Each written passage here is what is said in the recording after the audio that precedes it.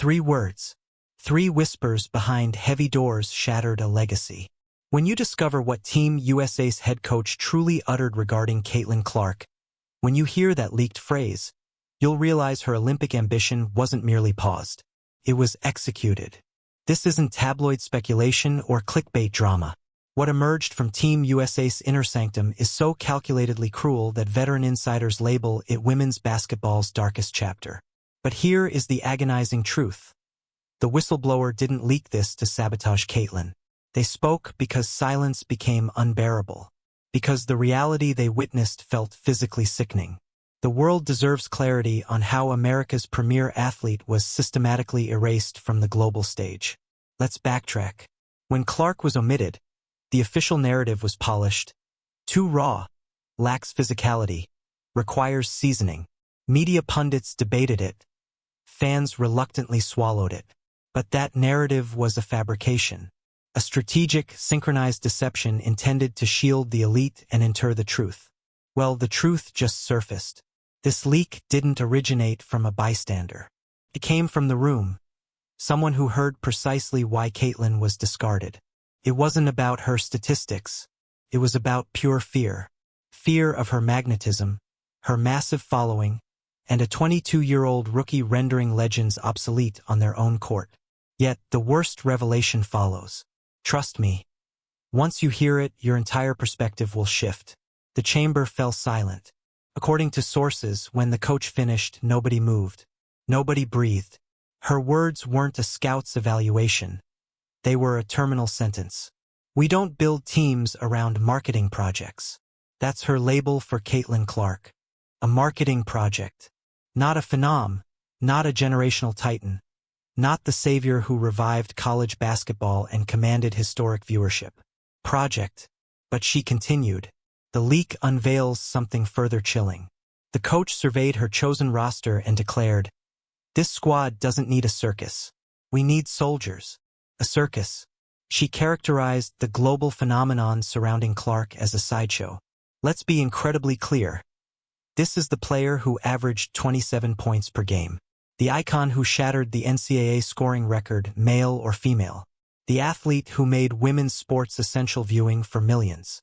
And in that room, among leaders who should have cherished her, she was reduced to a gimmick. Here, the narrative darkens. The source disclosed that following those remarks, a secondary discussion ensued. How to manage the inevitable fallout. What if the public revolted? What if sponsors demanded transparency? Their solution? Blame the process. They weaponized vague terminology.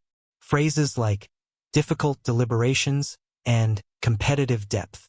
They would never confess that the most gifted player was exiled because her brilliance made the establishment uncomfortable. For months, that scheme held until now. Because the whistleblower shared more than words. They provided physical evidence of coordinated humiliation. What they revealed next stunned even the WNBA's most jaded veterans. It was a jersey, a Team USA uniform with Clark's name. But it wasn't a gift or a souvenir. It was a weapon. According to the leak, during a private session, someone brought that jersey into the locker room. They displayed it to the group. Then, while others watched, they threw it into a trash bin. Laughter erupted, not from everyone, but enough to make the message undeniable. Caitlin wasn't just excluded. She was being dehumanized. The source described the scene as agonizing. Some players looked pained, yet nobody intervened. The culture of complicity was absolute. And the coach? She was reportedly present. She saw the act. She heard the mockery. She remained silent. Perhaps you're thinking, maybe it was a joke. Maybe it's exaggerated. But this isn't an isolated rumor. It's the first one with verified witnesses. For months, whispers permeated the WNBA regarding a synchronized effort to stifle Clark's ascent. Veterans offering dismissive interviews. Analysts minimizing her records. Social accounts linked to peers subtly sabotaging her. Individually, these seemed petty. Now, we see the pattern. The jersey incident confirms a toxic, exclusionary environment targeting one player, not for her failures, but for her triumphs. She brought too much visibility, too much evolution. The old guard couldn't adapt. But if you think the jersey was the nadir, you're mistaken. Because this didn't stay internal. It went corporate.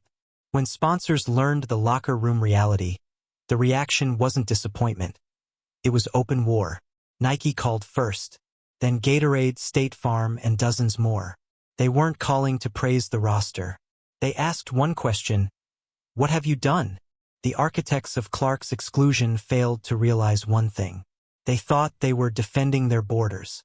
They thought removing her would simplify their lives.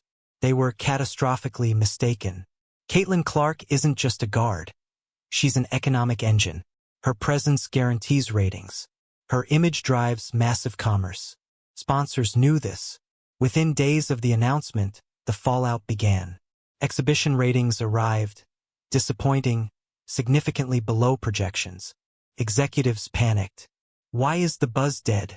Why does nobody care about the Olympics? The answer was staring at them. The one player capable of attracting millions was sidelined. And her audience stayed sidelined too. The financial hemorrhage extended to merchandise. Team USA sales plummeted. Meanwhile, Clark's Indiana Fever jersey became the WNBA's all-time bestseller. Let that irony resonate. The team that spurned her couldn't sell jerseys. The player they spurned couldn't keep them in stock. Sponsors noticed. Investors noticed. Behind closed doors, agonizing conversations started at the highest levels. They had made a monumental, expensive blunder. But admitting it required accountability. It required acknowledging that the marketing project was actually the product. They weren't ready, so they doubled down. Instead of apologizing, the leadership defended the indefensible. Anonymous coaching sources leaked coordinated, cruel messages. Caitlin must earn her stripes. Respect the veterans. She's not internationally ready. The same hollow excuses, but with a new, venomous twist. They questioned her character. Whispers suggested she was difficult to manage, that she didn't fit the culture, that her poise was arrogance. It was false. But truth is secondary when the establishment controls the microphone. For weeks, this smear campaign thrived. Little drops of poison designed to make fans wonder, maybe Caitlin is the problem? It worked until a critical error. An anonymous source spoke too freely to the wrong journalist, one interested only in the truth. What surfaced next wasn't hearsay. It was documented, verifiable internal data. Emails and texts proved the smear campaign was orchestrated by USA Basketball itself. When this hit, the internet exploded. But the real fire was inside the WNBA. Not everyone was complicit, and the dissenters were ready to roar. The first voice was a respected veteran, a champion who had labored in the shadows for years. She didn't use an agent. She went on Instagram Live. "What they're doing to that girl is wrong," she said, her voice trembling. "I've seen politics, but never this. They're trying to destroy her before she starts. I won't stay quiet."